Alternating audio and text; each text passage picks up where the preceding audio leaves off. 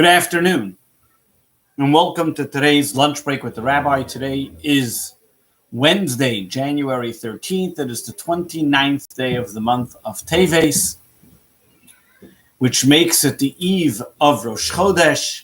Tomorrow begins the new month of Shvat, a special month indeed. It is a winter month, but it is Rosh Chodesh Shvat, and today is the Erev Rosh Chodesh, the eve of Rosh Chodesh Shvat, the 29th day of Teves. Today we're going to talk about holy language. What does it mean, holy language? Why specifically a holy language? And what brings us to this conversation is because the Jewish people, one of the merits that we spoke about last week was the reasons that they did not assimilate amongst the Egyptians, was the three things that they didn't change, was their names, their language, and their clothing. They kept and were strong and committed to the language that their forefathers spoke. And in fact, throughout the ages, it's an interesting thing that Jews, wherever they went, always had a common language that they spoke amongst each other.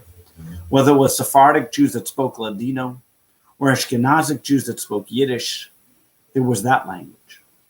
But the overall language that Jewish people kept together, the language that they study in, the language that they pray in, was called the Holy Tongue, Lashon HaKodesh, Hebrew. Not modern Hebrew as we know it today, but biblical Hebrew, the way it is in the Torah. There's many variables and differences between modern Hebrew and Lashon HaKodesh. In modern Hebrew, adapts words from other languages and just puts a hey before it or aleph after it, like history, will call it historia, and otobus, and telephone, and those words, of course, are not found in the Bible.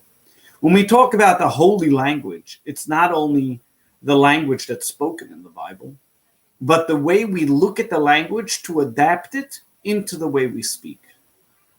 In fact, the Talmud uses the terminology, a person should never profane his mouth. Or in the words of the Haggadah, Chacham, a wise man, Mahu, what he says, Mahu, what is he? Oimer. You can see the words they say. People are not a question about being judged by the words you say, but people articulate who they are. And therefore, profanity, foul language, and any type of not respectful language is not a good symbol on a person. And even though today, I know I hear it many times, people say, oh, I'm sorry, Rabbi, for using that language. Regardless of what it is, Judaism teaches us that when we become accustomed to speaking a certain way, it has an impact and an effect on the way we behave. And all of a sudden, these things which are usually difficult or are supposed to be refined become as if no morals, no ethics, and it becomes a slippery slope, not only into the words we say, but into the behaviors that we do.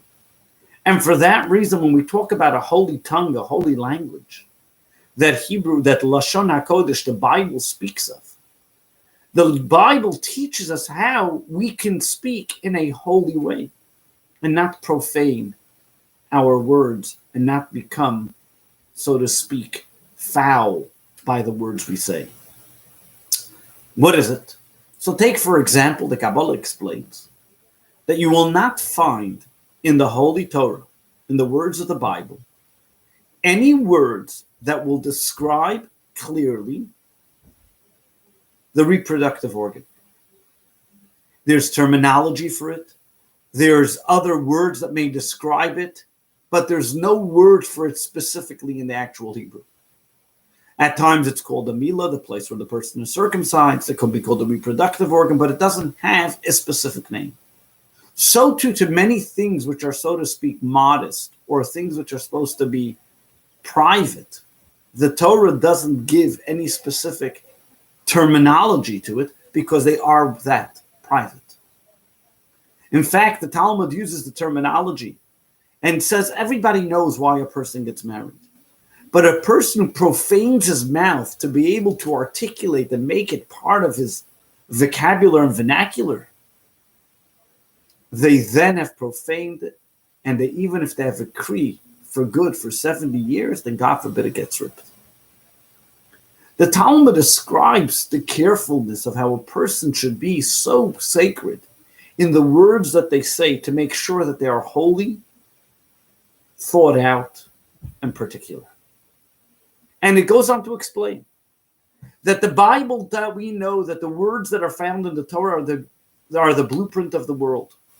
In the first verse that God created the heaven and earth, he says, Bereshis bara Elokim. In the beginning, God created S. The word S is Aleph Taf, the first letter of the alphabet and the second letter and the last letter of the alphabet, telling us that everything that exists in the universe is included in these letters of Aleph and Taf. And Kabbalah goes on to explain that unlike the world that we know, the English language, that many people get together and they decide this is called a table, this is called a chair, this is called a couch, and so on. But what stops somebody from tomorrow saying, I want this to be called a table and that to be called a chair, and changing it around? There's no inherent value from the word to the item other than this is what people decided we're going to call it. On the other end, when it comes to Hebrew, to the holy language, when the Torah gives a terminology to something, when the Torah describes whether it's an animal, a person, or any type of description, the very fact that the Torah uses that description, those words, it is because it is energizing it and giving it life and vitality and brings it into this world. And through the different combination of letters coming into all different ways, we then come to the energy behind every single item that exists in the universe. As we say in the words of the Torah, of the davening, of the prayers, that God renews the existence of the world constantly. And how does he do so? By uttering the words of the 10 utterances, how the world was created on the day of creation. Excuse me, I'm sorry about that. So,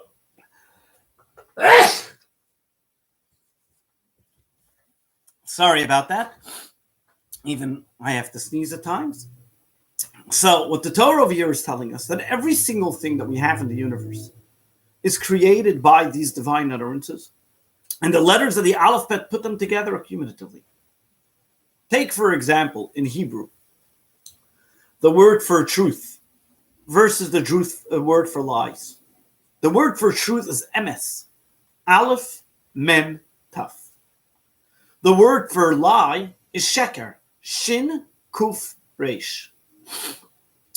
The word for truth is the first letter of the alphabet, the last letter of the alphabet. Sorry about that again. The first letter of the alphabet, the last letter of the alphabet, and the middle letter of the alphabet, teaching us that every single thing that is truth has to be consistent from the beginning, the middle, to the end. But even more so, even the shape of the letters teach us about this concept. Every single one of the letters that mean truth, an aleph has 2 legs. A mem has 2 legs. A saf, which is the final letter of the alphabet, also has 2 legs. Versus the word lie, every single letter ends on 1 leg. Sheker, shin, kuf, and reish. Very teaching moment. Something that is truth is grounded, is there forever, is consistent. While something that's a lie doesn't have legs to stand on. Here is just one sample of a random 2 words, but they're not random, because every single letter in the Holy Tongue, every single word, every single vernacular, every single way it's placed, even the 2 letters one after the other, a gimel and then a dalet, is because the gimel gives the dalet. The dalet means poor, the gimel means generous. Every single letter has a purpose and a reason in holiness, and Kabbalah goes on deeper with the numeric value and all the different ramifications of it. And it is for that reason it's so important, though one can pray in any language. But when one prays in the Holy Tongue, they are definitely sure that their prayer reaches on high. Because there is no perversion in the Holy Tongue. There is no impurity in the Holy Tongue. There's no other way that you can, there's no profanity in the holy tongue. Every other language, there's perversion, profanity, and ways that you can articulate it in something other than what you're saying. But in the holy tongue, it's only holiness. It's pure, angelic, can't be changed, can't be altered. God is telling us, just like the holy tongue that he wrote the Torah with is holy and cannot be profaned, is unique in quality, that it's meaningful, every single word, every single letter counts and means something, is a creation, so too, the words we say, we should never take for granted. Don't think, big deal, it's only a word, it's only a letter, it's only a phrase. Every word makes an impression and can change people's lives. And most importantly, can change your life. Speak holy, you will feel holy. Speak profane, you only profane yourself. Remember, the words we say count, and count mostly for ourselves. God bless you. Have a great day. Looking forward to seeing you again tomorrow as we review this week's Torah reading. Have a wonderful day. Just a quick reminder, we'll be starting our new course in JLI course February 2nd. This is a great time to sign up for Journey of the Soul, learn about the afterlife, and everything else about the soul, which is going to be on Tuesdays nights starting at 7:30 p.m., February 2nd. Wishing you the very best for a great day.